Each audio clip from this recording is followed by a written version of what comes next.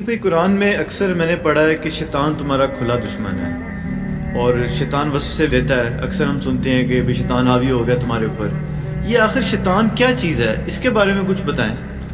شیطان دیکھیں، ایک تو بڑا شیطان ہے نا، جو قصہ آدم اور ابلیس قرآن پاک میں ایٹ لیسٹ 7 ٹائمز بیان ہوا ہے تفصیل کے ساتھ. سورۃ البقرہ میں، سورۃ الاعراف میں، سورہ بنی اسرائیل میں، سورۃ الحجر کے اندر، سورہ صاد کے اندر، سورۃ الکہف کے اندر، سورہ طٰہٰ کے اندر. وہ بڑا شیطان جو حضرت آدم علیہ السلام کے ساتھ وہ پورا معاملہ ہوا، پھر اس کی اولاد بھی ہے. ہر انسان کے ساتھ ایک شیطان کا بچہ اٹیچ ہو جاتا ہے، جن. بخاری مسلم دونوں میں حدیث ہے کہ شیطان انسان کے جسم میں خون کی طرح دوڑتا ہے، اور مسلم شریف میں حدیث ہے ہر انسان کے ساتھ ایک فرشتہ ہے اور ایک جن ہے. شیطان اور جن یہ انٹرچینجبل ہے، کیونکہ اس کی اسپیشی جن ہے. فرشتہ اسے نیکی کی طرف بلاتا ہے اور شیطان اسے برائی کی طرف. اللہ نے دیکھے کیسا بیلنس کیا ہے، صرف نہیں شیطان مسلط کیا، فرشتہ بھی کیا، دونوں چیزیں پہلے. ایک صحابی نے جرت کر کے پوچھا، یا رسول اللہ آپ کے ساتھ بھی؟ فرمایا ہاں میرے ساتھ بھی تھا، لیکن اللہ نے مجھے اس پہ قدرت دے دی ہے. میرے ساتھ جو شیطان اٹیچ ہے وہ مجھے نیکی کی طرف ہی بلاتا ہے. رسول اللہ کے بعد کسی شخص کے لیے گارنٹی نہیں ہے کہ اس کے ساتھ شیطان اٹیچ نہیں ہے. وہ ورگلا سکتا ہے کسی بھی شخص کو. یہ نبی کا پروٹوکول ہے کہ وہ اللہ تعالیٰ کی حفاظت میں ہوتے ہیں. اب ظاہر ہے وہ شیطان انسان کے جسم میں پھونکے مارتا ہے. نفس اس کا بہترین ایک مسکن ہے جس کے ذریعے وہ نفسانی خواہشات کو ابھارتا ہے. اس وجہ سے شیطان ایک پرسنالٹی بھی ہے اور ایک سمبل کے طور پہ بھی ہے. انسان کے اندر کا جو شیطان ہے وہ اتنا بڑا ہے کہ اس نے شیطان کو شیطان بنا دیا. شیطان تو پہلے اللہ کا مقرب بندہ تھا نا. اکڑ پیدا ہوئی، تکبر آیا، تو اللہ نے کیا فرمایا؟ ابا واستکبر وکان من الکافرین. اکڑ گیا، تکبر میں آ گیا، راندہ درگاہ ہو گیا. آج ہم اسے کہتے ہیں ابلیس، جیلس ہوا ہوا. الرجیم کہتے ہیں، مردود بارگاہ. لیکن کسی زمانے میں وہ اللہ کا بندہ ہی تھا. شیطان کو شیطان نفس نے بنایا، تو وہ تو نفس ہمارے ساتھ بھی اٹیچ ہے. اس نفس کو آپ سمجھ لیں کیٹالسٹ کا کام کرتا ہے. جیسے کیمسٹری میں کیٹالسٹ ڈالا جاتا تھا نا کیمیکل ریئیکشن کو تیز کرنے کے لیے. اصل جس شیطان سے آپ نے بچنا ہے نا وہ اندر کا نفس ہے، جس میں وہ بڑا شیطان بھوکے مارتا ہے یا آپ کے ساتھ جو اٹیچ شیطان ہے. اور اس سے بچنے کا آسان طریقہ ہے وظائف ہے. لا حول ولا قوت الا باللہ، اعوذ باللہ السمیع العلیم من الشیطان الرجیم.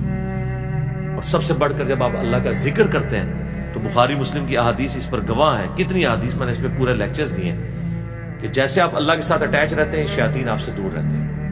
اچھے ماحول کی بھی تو یہی برکت ہوتی ہے. اور جب آپ اللہ کا راستہ چھوڑ دیتے ہیں یہ آپ کے اوپر حملہ آور ہو جاتے ہیں. سورہ زخرف کی آیت ہے کہ جو رحمان کے ذکر سے غفلت اختیار کرتا ہے ہم اس پہ شیطان مسلط کر دیتے ہیں، پھر وہ اس کا ساتھی بن جاتا ہے. یعنی اس کا مطلب ہے کہ شیطان مسلط ہونے دیتے ہیں. شیطان کو دور کرنے کا طریقہ اللہ کا ذکر ہے. جیسا کہ کسی پر پیاس مسلط ہو تو کیسے دور کرے گا؟ پانی پی کر. بھوک مسلط ہو تو کیسے دور کرے گا؟ کھانا کھا کر.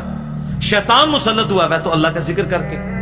باقی جو تھوڑے بہت وسوسے ہیں ان کو اللہ نے درگزر فرمایا. مسلم شریف میں حدیث ہے، ایک صحابی نے کہا یا رسول اللہ بعض اوقات ایسے سے خیال دماغ میں آتا ہے، دماغ تو سوچتا ہے کہ دل کرتا ہے کہ جل کے کوئلہ ہو جاؤں لیکن زبان پہ نہ لاؤں. فرمایا عین ایمان ہے، زبان پہ نہیں لایا، یہ تمہارے ایمان کی دلیل ہے. شیطان تمہیں آ کے ورگلا رہا ہے لیکن تم اس کے پیچھے نہیں چل رہے. اور بخاری مسلم میں یہ بھی حدیث ہے کہ اللہ تعالیٰ نے میری امت کے دل میں آنے والے جو وسوسے ہیں نا، جو آٹومیٹکلی شیطان کی طرف سے آتے ہیں، وہ معاف کر دیے جب تک کہ وہ زبان پر نہ لے آئے یا اس کے مطابق عمل نہ کر لیں. تو ان کو آپ اگنور کریں، خود بخود چیزیں جو ہے نا وہ اگنور ہو جاتی ہیں. ادروائز یہ آپ کا ٹیسٹ ہے. مجھے بتائیں اگر شیطان نہ ہوتا تو ٹیسٹ کہاں سے تھا؟ اگر پیاس نہ ہوتی تو پانی کی قدر کسی کو ہوتی؟ اگر رات نہ ہوتی تو دن کی قدر آتی؟ یہ ہو نہیں سکتا کہ اپوزٹ چیز نہ ہو اور آپ کے اندر اس کی قدر محسوس ہو. تو اللہ تعالیٰ نے ٹیسٹ یہ دنیا اس لیے رکھا کہ شیطان کا راستہ بھی ہو، رحمان کا راستہ بھی ہو، اور آپ کی جنگ جاری رہے. آپ جنت کو ارن کریں.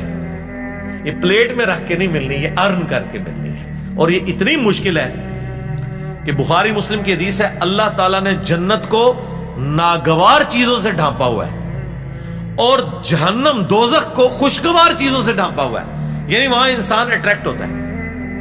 اور اس کی ایکسپلینیشن ابو داؤد، ترمذی، نسائی، ابن ماجہ چاروں کتابوں میں یہ حدیث ہے سنن اربعہ کی کہ اللہ تعالیٰ نے جب جہنم کو پیدا کیا تو حضرت جبرائیل کو کہا کہ جا کے دیکھو جہنم. جب دیکھ کے انہوں نے کہا توبہ توبہ توبہ یا اللہ، مجھے نہیں لگتا کوئی بندہ ایسا کام کرے کہ جہنم میں پہنچ جائے. اللہ تعالیٰ نے فرمایا اچھا اب جاؤ. جب دوبارہ گئے تو اللہ تعالیٰ نے جہنم کو خوشگوار چیزوں سے، دنیا کی آسائشیں، گناہ کی لذتوں سے ڈھانپ دیا اور پوچھا جبرائیل اب سنا. یا اللہ مجھے نہیں لگتا کوئی جہنم میں پہنچنے سے بچ جائے. جتنا تو نے اٹریکٹفل اسے بنا دیا ہے نا کہ ہر اٹریکٹفل راستہ ادھر ہی جا رہا ہے. وہی تو آپ کا امتحان ہے. اس لیے جنت میں آپ کو انعام مل رہا ہے. وہ دنیا میں جو اٹریکٹفل چیزیں ہیں وہ جنت میں آپ کو انعام کے طور پہ مل رہی ہیں. دنیا میں وہ آرام ہے، سونا، چاندی، ریشم، 4 سے زیادہ عورتیں. جنت میں آپ کو انعام دیا جا رہا ہے ان چیزوں کا انعام جو دنیا میں آرام کی ہوئی تھی. تو اس کا مطلب ہے وہ اٹریکٹفل تھی. پھر اللہ نے فرمایا جنت کی طرف جاؤ. جنت سے ہو کے انہوں نے کہا یا اللہ مجھے نہیں لگتا کہ کوئی تن من دھن نہیں لگا دے گا جنت میں پہنچنے کے لیے، یہ تو سارے جنتی ہو جائیں گے. اللہ نے فرمایا وہی والی ہماری بھی بات، رکو ذرا صبر کرو اب جاؤ. جب دوبارہ گئے حضرت جبرائیل، انہوں نے دیکھا یہ تو مشقتوں سے ڈھانپی ہوئی ہے. کہیں روزوں کی مشقتیں ہیں، کہیں حلال اور حرام کی مشقتیں، کہیں نمازوں کی مشقتیں، کہیں جہاد اور قتال کی مشقتیں. انہوں نے کہا یا اللہ مجھے نہیں لگتا کوئی جنت میں پہنچنے میں کامیاب ہوگا الا یہ کہ کوئی خوش نصیب ہو. اور یہ قرآن کی آیت ہے وَلَقَدْ ذَرَأْنَا لِجَهَنَّمَ كَثِيرًا مِنَ الْجِنِّ وَالْإِنسِ. جنوں اور انسانوں کی اکثریت جہنم کے لیے پیدا ہوئی ہے. الٹیمیٹلی یہی رزلٹ نکلنا ہے. لیکن ساتھ اللہ نے فرمایا ہم نے ظلم نہیں کیا، ہم نے انہیں عقل دی تھی وہ سوچتے نہیں، کان دیے تھے سنتے نہیں، آنکھیں دی تھی دیکھتے نہیں. یعنی وہ دیکھنا عبرت والا کہ ان انسٹرومنٹس کو یوز کرتے ہیں. ان السمع والبصر والفؤاد كل اولئک کان عنہ مسئولا، جو قرآن میں ہے کہ بے شک آنکھ، کان، عقل اس کے بارے میں پوچھا جائے گا. ان انسٹرومنٹس کو یوز کر کے تم نے حق بات تک پہنچنے کی کوشش کیوں نہیں کی؟ تو اللہ نے یہ ہمیں حواس خمسہ دے کے اکاؤنٹیبل ٹھہرا لیا ہے. ہم اپنے حواس خمسہ کے اوپر جو عقل کا چیک اللہ نے رکھا ہے اس عقل کو یوز کریں تو ہم اپنی شہوات کو کنٹرول کر سکتے ہیں. عقل کی وجہ سے آپ اکاؤنٹیبل ہوں گے. بس یہ سمپل سی بات.